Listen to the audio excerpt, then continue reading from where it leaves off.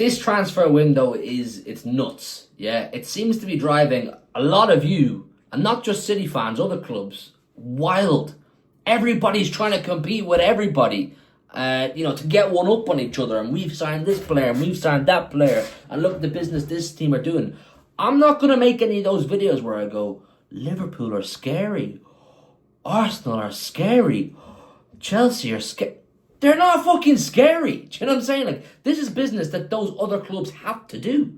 They have to do it. Do you know what I'm saying? Liverpool, credit to them, are improving and building on a winning team. I think that's good mentality. We've done it for years. So credit to them. I have no problem with clubs spending money. I have no problem with Chelsea spending money. I'm not arsed about the net spend competitions and, well, we spent less than you, so you should be winning trophies. No, all of our clubs, if you're a Big Six fan or a Champions League team, a consistent Champions League team fan, your clubs should be spending money. You shouldn't be angry at other clubs for spending money. You should be angry at your owners for not spending money. Do you know what I'm saying? I think there should be, with how rich all of our clubs are right now anyway, we should be demanding our clubs to spend money and improve our squads and put our squads and our clubs in the best positions possible to be winning trophies. So I have no issue with Liverpool going out and spending whatever the hell they've spent on Ekitike and whatever the hell they've spent on Wirtz and Frimpong and Kirkes. Power to them. Crack on.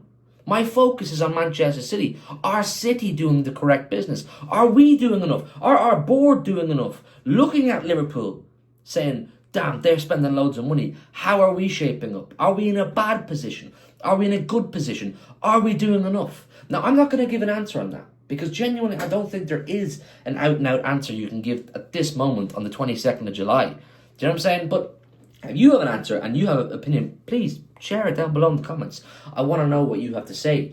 Do we need major surgery at this moment in time? No. Does the stress on Twitter and online, which I'm seeing non-stop from City fans, is it justified? No, I don't think so. I really don't think so. I think a lot of people are just fixated on seeing this on their timeline today and are going, well, Arsenal are doing this and we're not doing anything right now. We need to go and one-up them with another signing. Well, we fucking don't. Do you know what I'm saying? Like, we have Erling Haaland, the best striker in the world. That's already one-upping Arsenal, if that's what you're bothered about doing. We have Omar Marmoush, who was lethal for us when he came last January towards the end of the season. And I've no doubt he's going to be again. So in the striker sense, we don't need to. People are fixated on having the latest shiny toy. Everyone wants the latest, here we go. Everyone wants the latest Bombazzo. And sometimes you don't need a Bombazzo. City don't need a Bombazzo. We don't need a boom. We've spent 100 million on a blockbuster, earth-shattering, league-scaring player. I don't think we do. I think a lot of people are quick to move on from and forget that we did a lot of really good business early in this transfer window. And if we hadn't have done it, a lot of you would still be complaining that we haven't done enough business. It's this stage in the window and City have signed nobody and nothing.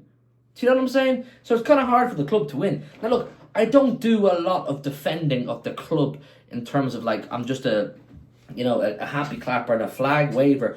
But I actually can't complain to them. Do you know what I'm saying? We lost Kevin De Bruyne. Who have we brought in? Cherki. Is that me saying that Cherki is the next Kevin De Bruyne? No, there is no next Kevin De Bruyne.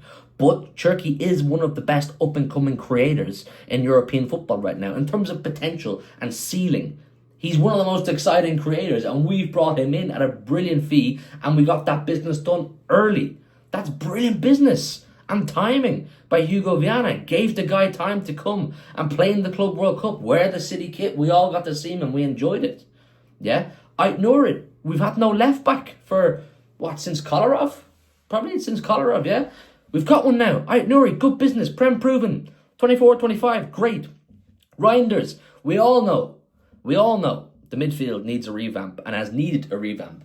Rodri coming back. Boom. That almost is going to feel not like a new signing, but it's going to be a massive lift to not just the midfield, but the overall team. Once you get him fully back to himself, Rodri back.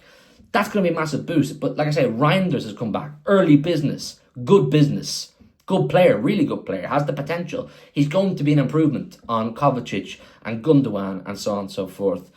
So the players we've brought in have been really good. We didn't need from the off 7, 8, 9, 10 players. Do I think there's more we should do? Yeah, of course, absolutely I do. And I do agree with so many of you on these ones, but I don't think they're like panic. Like, obviously, the first of the two positions that I'm going to talk about is the right back one. Would I like a right back who's just an out and out right back this summer? Of course I would. I really wanted Tino Livramento. I really wanted him to come to Manchester City. I really like him as a player. And I think he would have suited us. He could have gone on to be our next Kyle Walker. That's not to say he'd been as good as Kyle Walker, but you know what I mean? Like a 5, 6, 7 year, 10-year type right back who could have owned that position. Potentially, I felt he could have done that. It wasn't to be. It is what it is. Now, if we don't get a right back, do I think we're screwed? No, I don't. I think Pep has shown more times, or more than enough times, I should say, that he's capable of making players good in fullback, particularly, who aren't naturally fullbacks. I think Nunez has warranted at least another crack at it. You have Cousinov there, you have Akanji there, you have Stones there, you have Rico Lewis there. You know, you have a number of players that can play right back. Some of them do need to go. I think we're hoarding too many defensive players who are probably not worth keeping, if I can say that as respectfully as possible. I think at least 1 or 2 of Stones, Akanji, maybe Ake, you know, 1 or 2 of them probably need to move on and make space for maybe one more player to come in. That would be great. I've seen we're linked with Jules Koundé. I think that would be good business. I like Jules Koundé. I like Denzel Dumfries. So that's gone a bit quiet. I don't know who we could get at right back. I'm not stressing frantically over it, although I would like it. The one that I would be, if we get to match week 1 and we've had nothing changed on it, stressed about and a bit kind of, I don't like this, is the goalkeeper situation. You've 2 goalkeepers there in Ortega and Ederson, who are, neither of them are really and truly committed to the club right now. That's the fact of the matter. Both of them are like Love Island contestants right now. You know, heads turning. You know, Galatasaray, can I pull you to the fire pit for a chat? Yeah, of course you can. Flip in Saudi Arabia, can I pull you over to the daybeds for a chat? Yeah, of course you can. You know, their heads are turned. They're not really sure if they're coming or going right now. And for your goalkeepers to be in that mind frame, it's not good. You know, you want your man between the sticks to be as committed as possible to the project and to what we're trying to achieve both this season and future seasons. You don't want the goalkeeper who doesn't know if they're coming or going. Now, we've been linked with James Trafford. I like that. I think James Trafford has the potential to be a really good goalkeeper for Manchester City. He wants to come back. City, I don't know if they're going to pay the 40 million. Is a release clause that Burnley are looking for. They're going to have to negotiate that. I'd fancy City to pull it off if we really want it.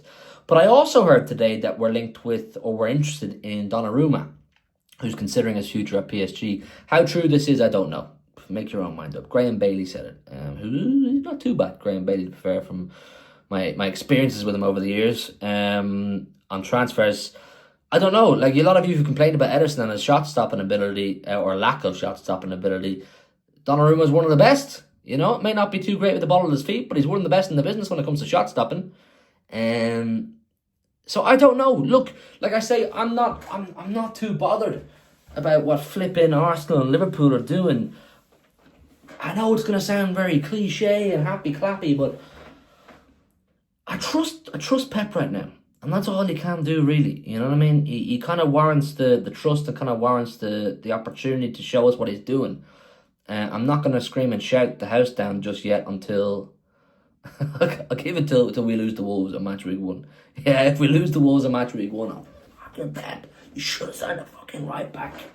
But until then... look, we could do it a right back and get a goalkeeper who's not fucking on Love Island in their head. Do you know what I'm saying? A goalkeeper who is exclusive to us and just wants to be with us. Let me know your thoughts down below. Like, subscribe, and when I have something else to get off my chest, just see me again in a bit.